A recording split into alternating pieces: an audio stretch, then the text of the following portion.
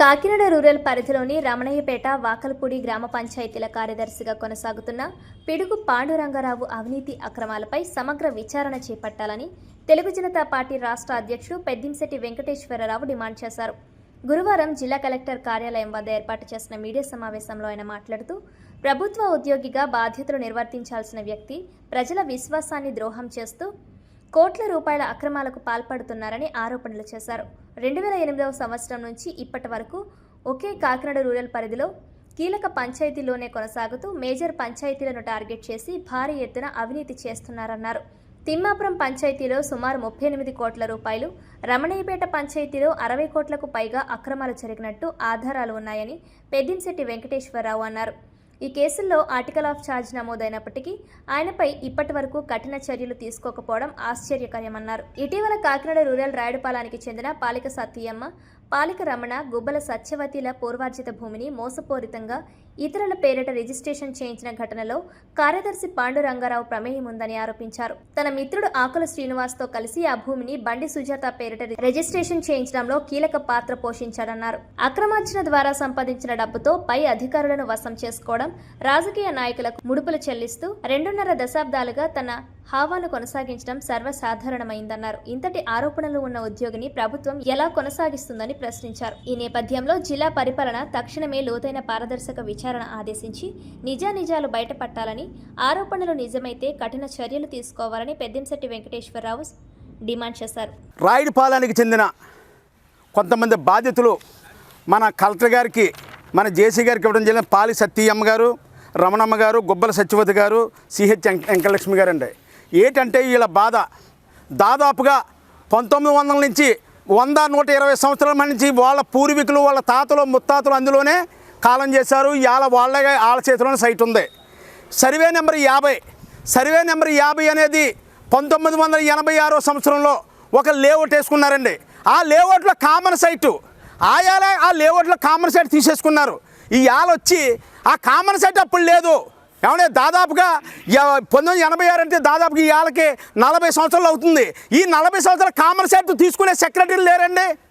ఇవాళ ఈ సెక్రటరీ గారు పిడుగు పాండురంగారావు గారు, ఈయన వచ్చి ఆ సైట్ని వీళ్ళకేదో ముందేదో అప్పిప్పించాడట, ముందేదో చేశాడట, దాని గురించి ఏం మాట్లాడతలేదటండి. వీళ్ళు మాట్లాడకుండా ఇది వాళ్ళ మాట వీళ్ళు ఆలకించలేదని ఇమీడియట్లీగా వీళ్ళ మీద ఆ సైటు ఎవరో ముందు 86లో లేఅవుట్ చేసిన వాళ్ళు తీసుకొచ్చి ఇందులో పెట్టేశారండి.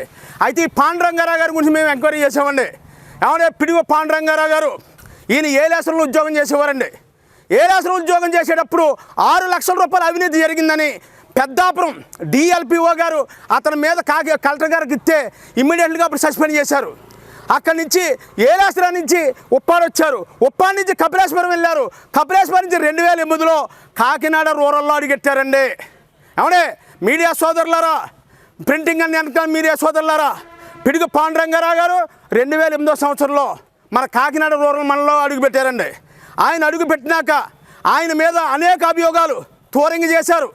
ఏదది టోరింగ్ చేశారు, మరి తర్వాత ఇంద్రపాలెం చేశారు, రమణీపేట చేశారు, తిమ్మాపురం చేశారు, వాకలపూడి, ఈ 5 పంచాయతీల్లో 18 సంవత్సరాల నుంచి ఇక్కడే ఉన్నాడండి ఆయన మీద అభియోగాలు.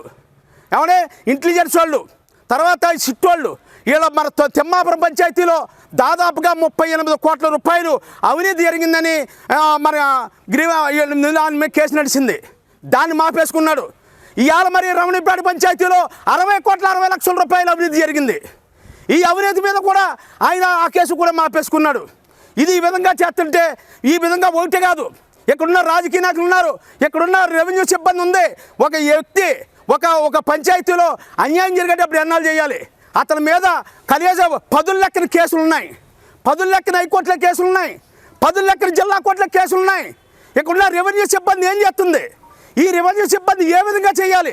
ఎన్నాళ్ళు ఇవాళ జిల్లా కలెక్టర్ గారు వస్తుంటే 2 సంవత్సరాలు 3 సంవత్సరాలు ఉంటున్నారు. 18 సంవత్సరాల మధ్య రమణీపేట, తిమ్మాపురం, వాకలపూడి, ఇంద్రపాలెం, టోరింగి, ఈ విధంగా కాకినాడ రూరల్ మండలం తిట్ట వేసుకుని ఇవాళ 2 పంచాయతీలు, తిమ్మాపురం పంచాయతీలో 38 కోట్లు, మన రమణీపేట పంచాయతీలో 60 కోట్లు. విజిలెన్స్ వాళ్ళు ఎట్టిన కేసులండి. టోరింగ్లో కూడా విజిలెన్స్ వాళ్ళు కేసు ఎట్టారట. ఈ 2 గ్రామాల నుంచే 100 కోట్లు అనిందండి. అతని దగ్గర ఎన్ని కోట్లు ఉంటాయి? మామూలు కాదు కదండి. ఇలాంటి పేదవాళ్ళ సైట్లు అండి.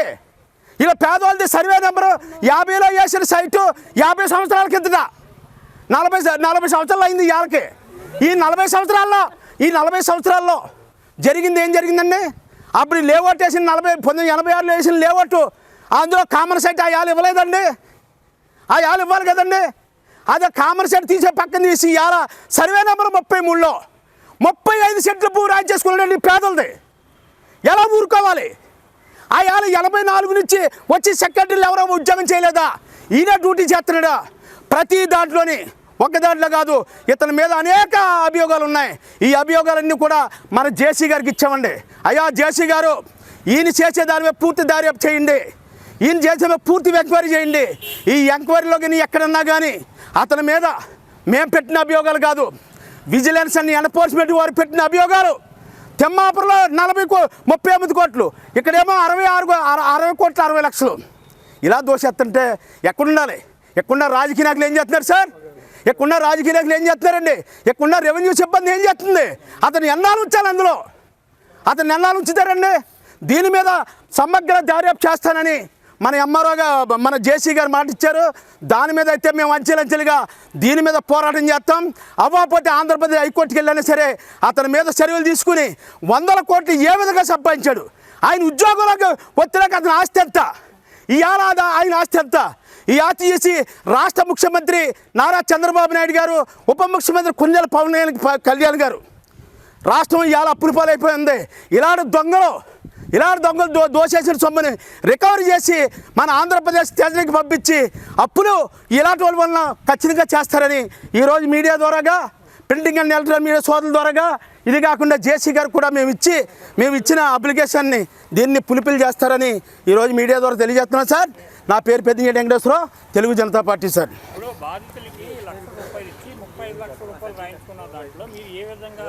రంగారావు గారు ఆకుల శ్రీనివాసరావు గారిని తీసుకొచ్చి వీళ్ళ ఫ్రెండ్ అయిన అది పేరుంది ఉందండి, వాళ్ళ పేరుని 35 లక్షల రూపాయలు తనఖా రిజిస్ట్రేషన్ మీద చేయంతానని చెప్పి, అయ్యా మీడియా సోదరులారా, తీంతానని చెప్పి 35 లక్షల రూపాయలు ఇచ్చినట్టు రాయించిన ₹1,00,000 వాళ్ళ చేతికి ఇచ్చారు.